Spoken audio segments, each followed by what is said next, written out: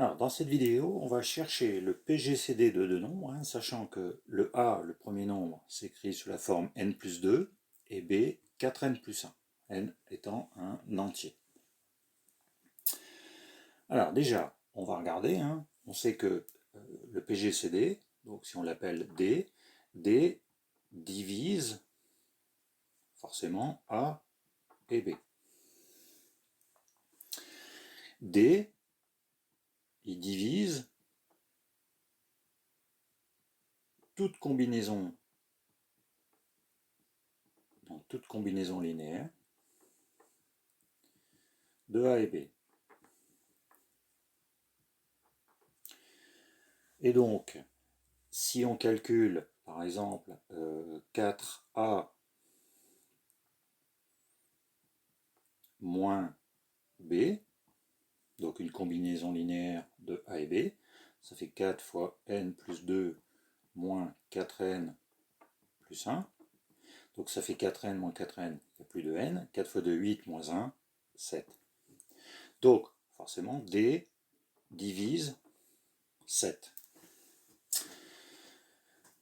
Ça veut dire que D, le PGCD, c'est soit 1 ou D, c'est 7. Maintenant, on va étudier le cas où on va supposer que le PGCD de A et B, donc PGCD de A et B, on va prendre 7. Ça veut donc dire que A, il est congru à 0 modulo 7, c'est un multiple de 7, et B est congru à 0 modulo 7. Même chose pour B, c'est un multiple de 7. Alors, du coup, ce que je peux faire ici, je vais faire un petit tableau de congruence. Donc n, je vais prendre les n congrus modulo 7, donc 0, 2, 3, 4, 5 et 6, puisqu'après on revient à 0. Si je prends A, c'est-à-dire n plus 2, n plus 2 avec 0, c'est 2, ici c'est 3, 4, 5, 4 et 2, 6, 5 et 2, 7, donc c'est congru à 0, et n plus 2, 6, 8, congru à 1 modulo 7. Si je fais la même chose avec 4n plus 1,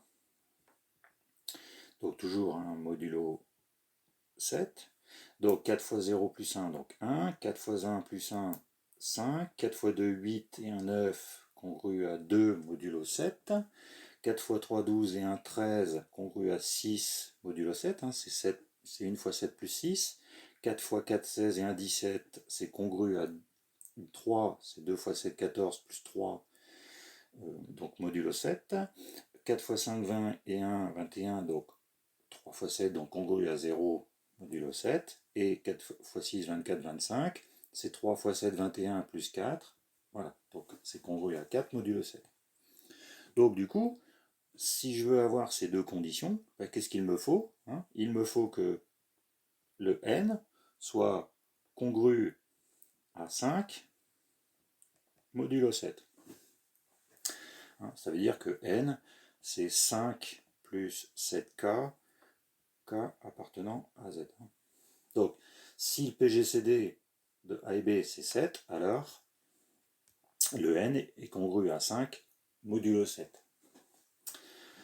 Si je vérifie l'inverse, donc si, donc là j'ai si alors, et si je prends un nombre congru à 5 modulo 7, ça veut donc dire que le A, alors on va écrire le n, c'est 5 plus 7 fois k, égale, voilà.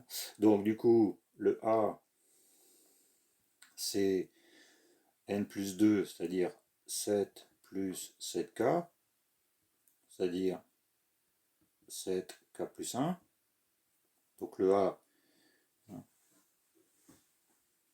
est multiple de 7. Et ensuite n, le B, 4n, donc 4 fois 5, 4n, donc 4 fois 5, donc n on a dit 5 plus 7k plus 1. Donc ça fait 4 fois 5, 20, ça fait 21k, plus 4 fois 7k. 21 c'est 3 fois 7, hein, 3, donc ici j'ai 3 fois 7k et 4 fois 7k. Donc j'ai 7.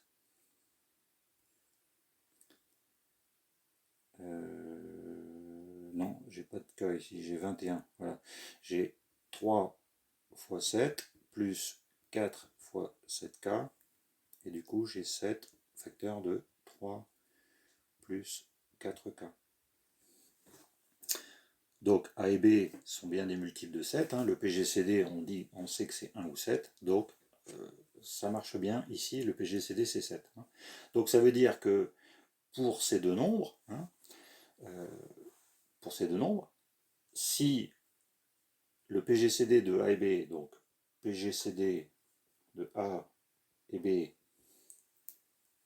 sera égal à 7, si et seulement si n est congru à 5 modulo 7, hein, et dans les autres cas, hein, sinon, PGCD de A et B est égal à 1. Voilà. Donc, on a réussi à voir, suivant les valeurs de n que l'on avait au départ, quelle est la valeur du PGCD des deux nombres A et B.